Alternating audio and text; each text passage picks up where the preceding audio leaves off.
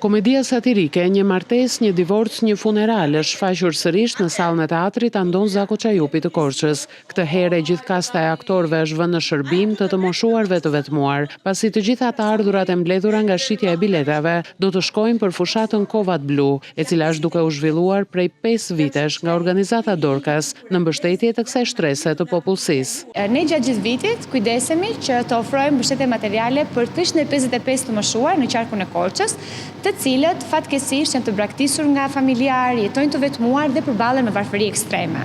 Këtë vit menduam se mos bëjmë diçka më tepër, dhe pse mos kemi një shfaqje që të jepet për një qëllim të caktuar humanitar. Dhe sot shfaqja do të jepet për këtë kauz kaq fisnike.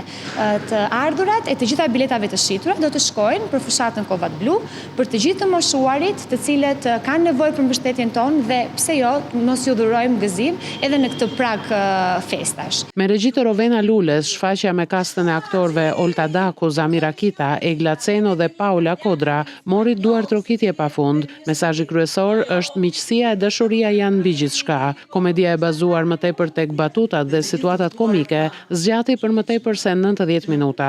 Fal kësaj shfaqje, por edhe punës së kryer në komunitet, të moshuarit e vetmuar në qarkun e Korçës do të kenë një ndihmë sado të vogël në këtë prag fundviti.